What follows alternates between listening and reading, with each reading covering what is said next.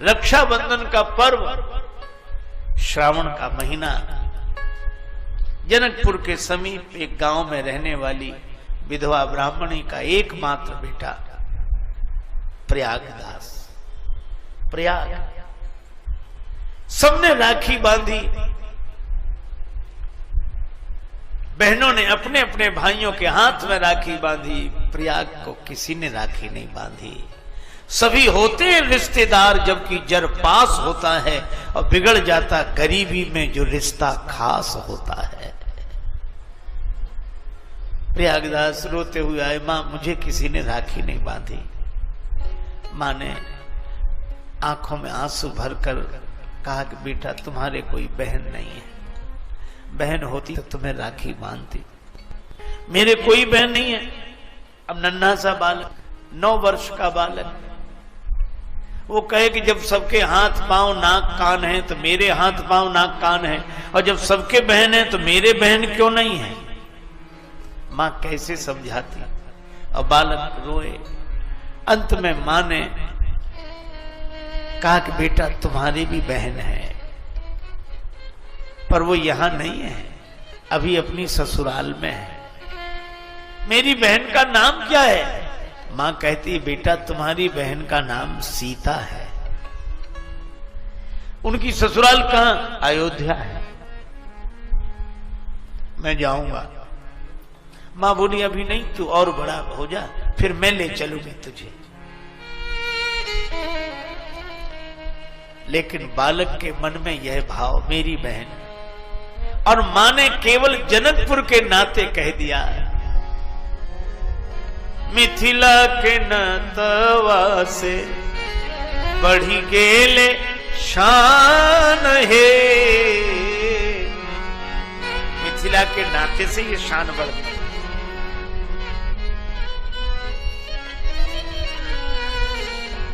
मिथिला जन्म भैले सुकृत महान है, लाडली कृपा सो पवली, श्री जानकी कृपा सो पवली, ऐसे मेहमान है,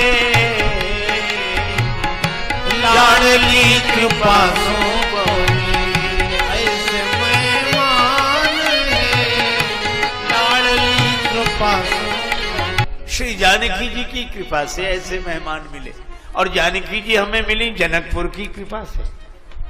इसीलिए मां ने भी कहा कि तुम्हारी बहन जानकी जी हैं, अयोध्यापुरी ससुराल है उनकी, वहीं है। बालक कहे मैं तो जाऊंगा। मां कहे कि बड़ा हो जा, मैं ले चलूंगी। बालक मौन हो गया, पर मन छटपटाता रहा। रात्रि को मां के साथ सोया, नींद नहीं आई, आंख बंद किए पड़ा रहा। आज सवेरे 4 बजे ही जग गया। थोड़ी नींद लगी फिर जाग जाए, नींद लगे फिर जाग जाए, सवेरे के 4 बज गए। उसको लगा कि मां ने सब पता बता ही दिया है, और अयोध्या तो वैसे ही प्रसिद्ध है, मैं पहुंच जाऊंगा, ज्यादा दूर थोड़ा ही है। बहन से राखी बंधवा के लौट आऊंगा शाम तक। लेकिन बहन को कुछ देना तो पड़ेगा। मां के पास केवल 2 धोतियां, एक वो धारण कर लेती, एक धोकर डाल देती, और कुछ नहीं था उसके पास। फटी हुई सिली हुई धोती, धुली हुई रखी थी। प्रयागदास ने वह धोती ही उठा ली, बगल में दबा ली। बहन राखी बांधेगी, उसे दूंगा। और पैदल पैदल चल पड़े। अब जनकपुर से कोई अयोध्या पैदल आवे तो महीनों का रास्ता है।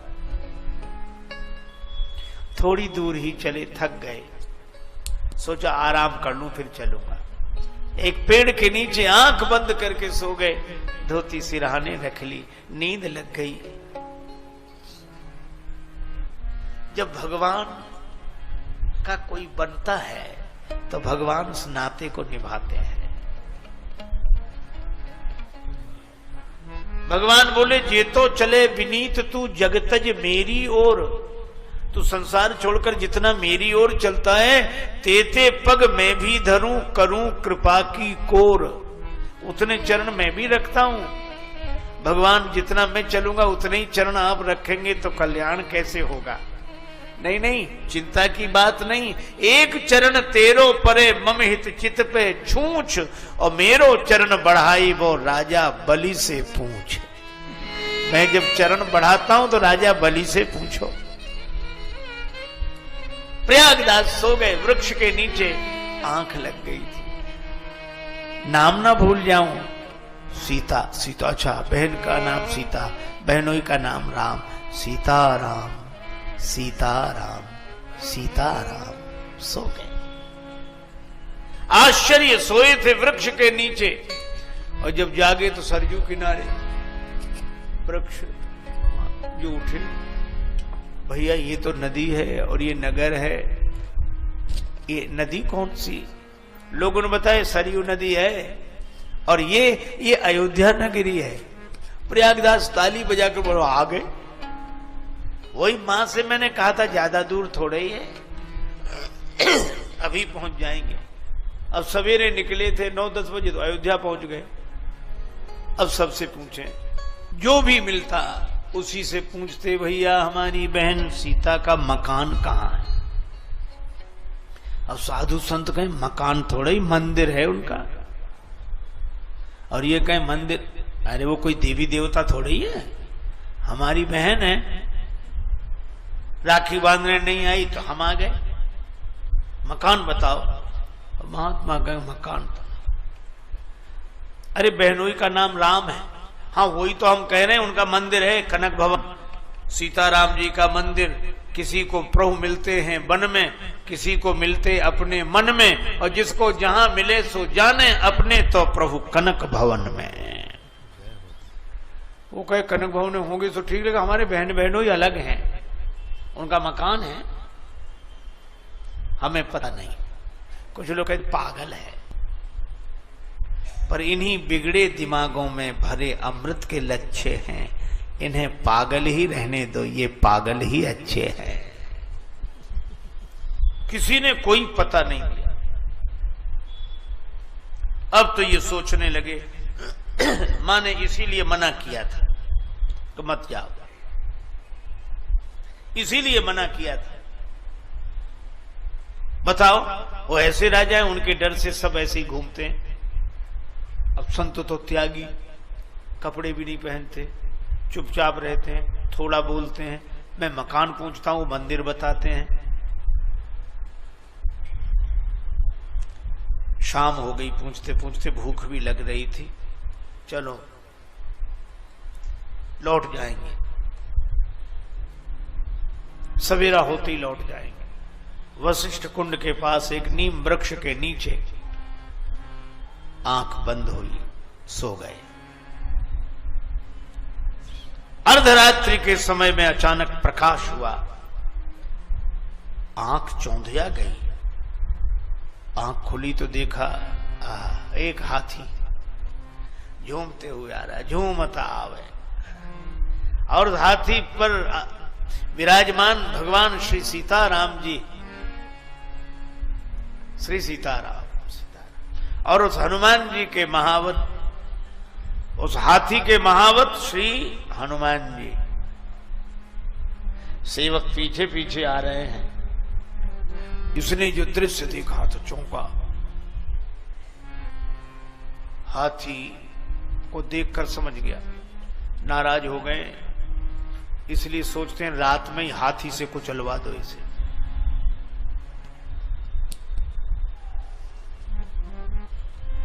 बड़े आदमी है ना, हम गरीबों से नाता हो भी तो बताने में शर्म लगती है। तो ये भी खड़ा हो गया, लेकिन यह क्या, हाथी को बिठाया गया, श्वेत रंग का हाथी।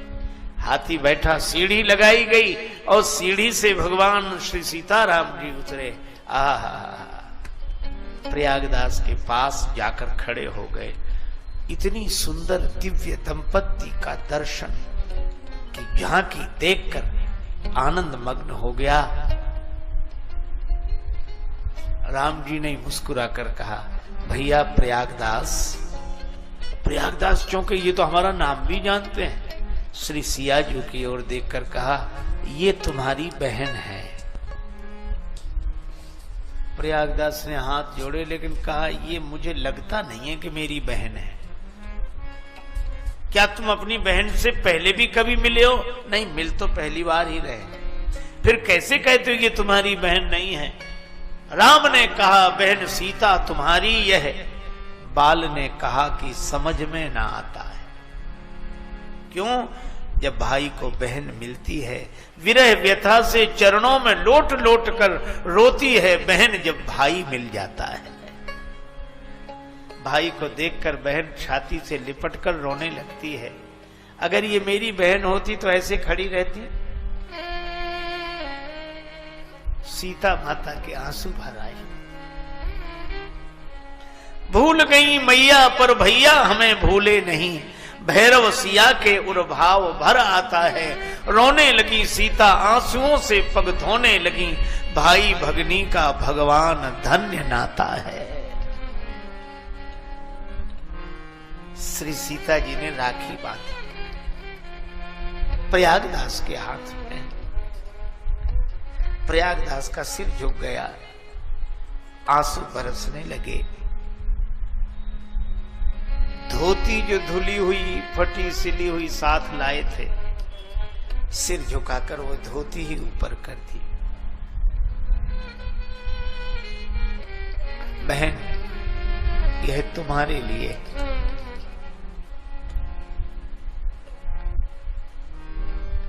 मेरे पास तो यही है। श्री जानकी जी ने कहा कि भैया, मैं जानती हूं मेरी मां के पास 2 ही धोतियां हैं, एक तुम लाए हो। वो एक धोती पहने रह गई, ये वापिस ले जाओ और मां से कहना कि उनके आशीर्वाद से मैं बहुत सुख में हूं, वो मेरी चिंता न करें। प्रयागदास को राखी बांधी। जानकी माता ने अपने हाथ से कुछ खिलाया। प्रयागदास भाव से भर गए। निर्निमेष नयनों से निहार रहे थे वह छवि, नेत्र प्रेमाश्रुओं से भरे हुए थे। धीरे धीरे वह दृश्य अदृश्य हो गया। हाथी पर बैठे श्री सीताराम जी, महावत ने हाथी को चलाया। जानकी माता हाथी पर बैठकर भी भरे नयनों से अपने भैया की ओर देख रही थी। प्रयागदास श्री जानकी माता की ओर। दृश्य अदृश्य हो गया। प्रयागदास रात भर रोते रहे। सवेरा हुआ, अब किसी से कुछ कहने की स्थिति नहीं। वशिष्ठ कुंड पर रहने वाले एक वैष्णव महात्मा सवेरे निकले और जब उन्होंने बालक को देखा समझ गए इसको श्री किशोरी जी की कृपा प्राप्त हो गई, यह भगवत भक्त है। हृदय से लगाया, अपने आश्रम पर ले आए। रोता रहा बालक, स्नान कराया। थोड़ी देर में 2 देवियां आईं। दोनों के हाथ में स्वर्ण थाल थे, भोजन व्यंजनों से भरा थाल। उन दोनों देवियों ने कहा कि हमारे यहां श्री सत्यनारायण भगवान की कथा थी, ये प्रसाद आपको भेजा है, हम बाद में थाल ले जाएंगे, आप भोजन करो। दोनों ने प्रसाद पाया, थाल लेने कोई नहीं आया। समझ गए वो महात्मा कि श्री जानकी मैया ने ही अपने भैया की पहुनाई की है।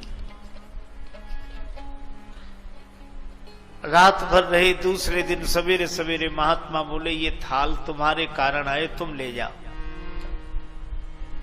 नहीं नहीं, मैं नहीं ले जाऊंगा, बहन का सामान, बहन का दिया हुआ सम्मान मैं नहीं लूंगा।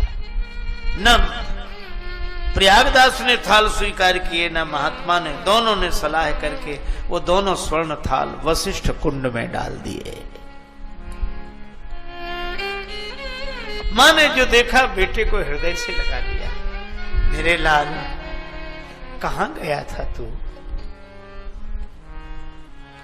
मां बहन के पास। तुझे बहन मिल गई? हाँ देख, ये राखी बांध दो। अब मैं धोती देने लगा तो बोली नहीं नहीं, मेरी मां के पास 2 ही धोतियां हैं, तू वापस ले जा। ये वापस ले आया। मां उनका तो बड़ा ठाट बाट है। हाथी से आए थे रात को शायद इसलिए आए थे कि दिन में शर्म लगती होगी कि इतने गरीबों के हम रिश्तेदार, इसलिए रात में आए। और एक बात है मां, क्या संबंध है? पायन में पनही न इते, पायन में पनही न इते, उत्भूषण की तन पे छवि छाजी।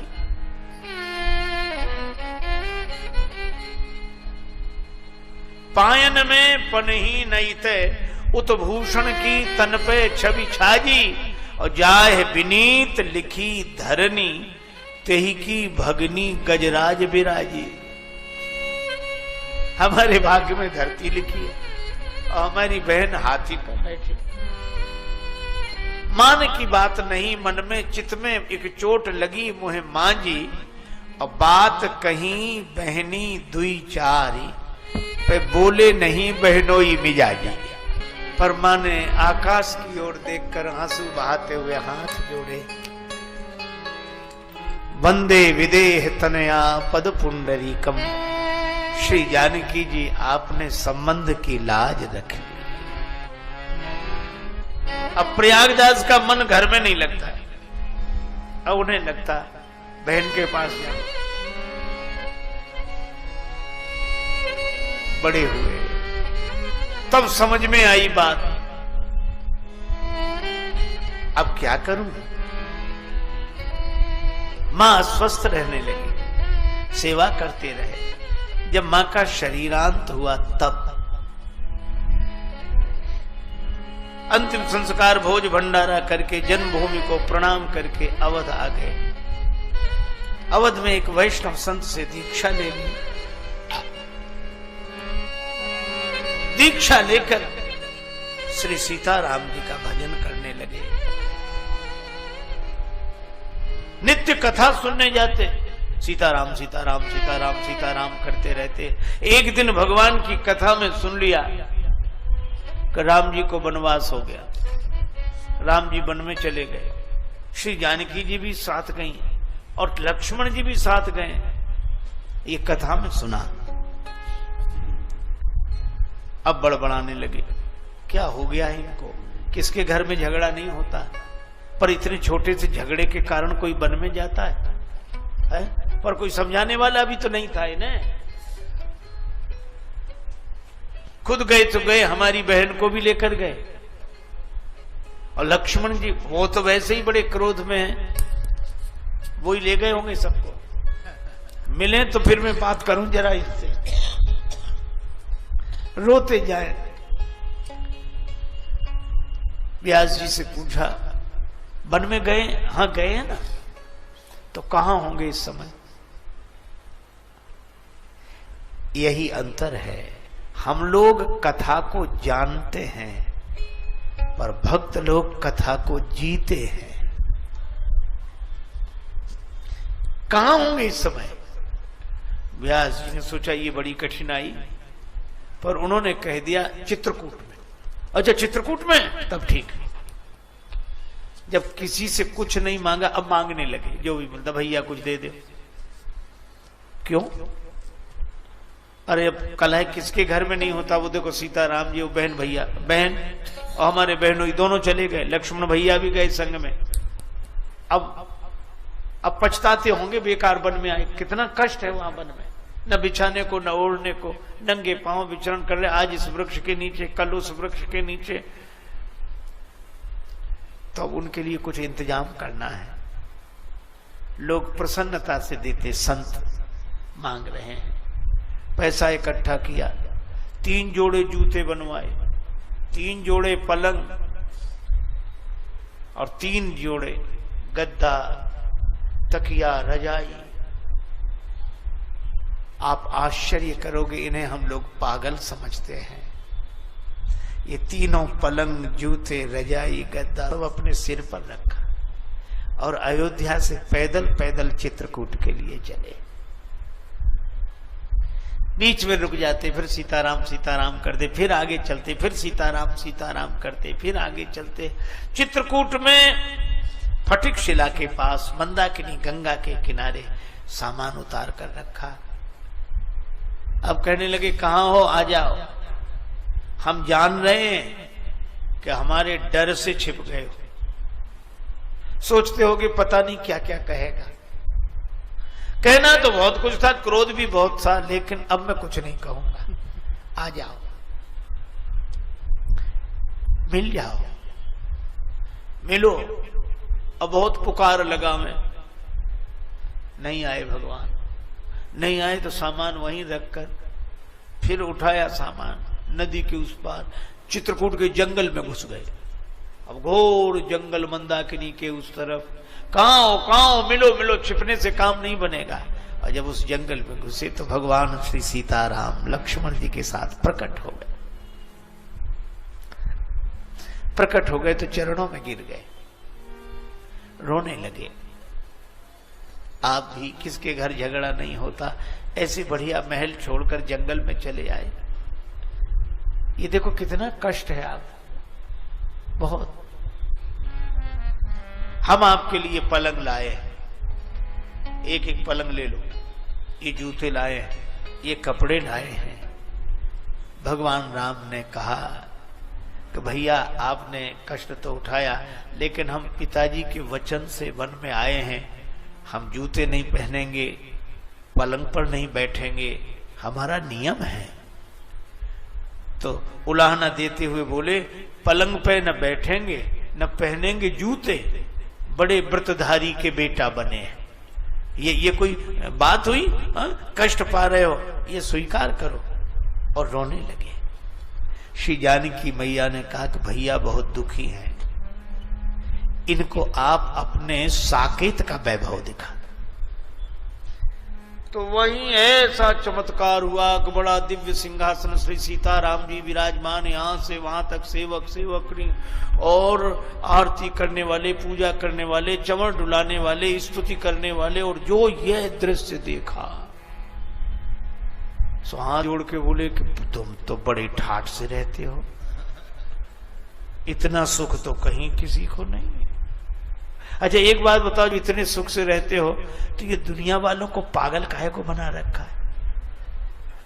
और वो पागल है तो एक हम जिंदगी में कभी मांगा नहीं, मांगते फिरे, तुम्हारे लिए सामान ले आए। भगवान फिर उसी रूप में आ गए। प्रयागदास बोले इस सामान का हो क्या? भगवान बोले इस सामान का आप उपयोग करो। भगवान को, श्री सीताराम जी को, लक्ष्मण जी को प्रणाम करके लौटे। एक पलंग रख लिया, जूते पहन लिए, पलंग उस पे गद्दा तकिया, पैदल पैदल चले। चित्रकूट से आ गए प्रयाग। प्रयाग में लगा था माघ मेला, मेले में नहीं गए। मेले के बाहर ही नीम का एक वृक्ष था और नीम के वृक्ष के नीचे अपनी चारपाई बिछाई, गद्दा तकिया लगाया, आराम से सो गए। मिट्टी का एक पात्र था, उसमें जल भरा, उसको करवा बोलते हैं, वो रख लिया। किसी ने कहा कि महाराज मेले में नहीं गए? तो कहने लगे मतवादी हैं वहां इकट्ठे, मतवादी हैं वहां इकट्ठे, हम जाके करें क्या मेलों में? और प्रागदास श्री राम को लेकर पड़े रहेंगे ढेलों में।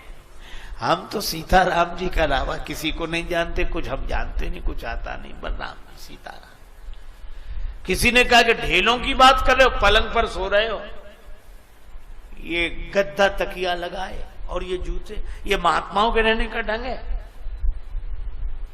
साधु ऐसे रहते तुम्हारी तरह, गद्दा तकिया लगाकर पलंग पर और जूते पहनकर चलें और ये रजाई ओढ़े, इतना ठाठ बाट? तब प्रयागदास बोले चुप रहो, हम कोई साधु थोड़े ही हैं। अच्छा फिर क्या हो? तो कहने लगे नीम के नीचे खाट बिछी है, नीम के नीचे खाट बिछी है और खाट के नीचे करवा, मिट्टी का जल भरा पात्र। नीम के नीचे खाट बिछी है, खाट के नीचे करवा, और प्रागदास अलमस्ता सोवे राम लला को सरवा। हम तो राम जी के साले हैं, ये छोटे मोटे जागीरदार के साले ऐसे ठाठ से रहते हैं ताकि पता लगे कि उनके साले हैं। हम तो महाराजाधिराज त्रिभुवनपति राम जी के साले हैं, तो क्यों नहीं ठाठ से रहेंगे? यह है भाव, यह है भगवान को मान लेना। तो प्रयागदास को भी चित्रकूट में मिले, कोलभीलों को भी चित्रकूट में मिले, और चित्रकूट में संत आए, उनको भी दर्शन भगवान ने दिया, देवताओं को दर्शन दिया। और बल्कि मुझे तो यह लगता है कि बाद में अयोध्या जनकपुर का समाज भी चित्रकूट में आ गया।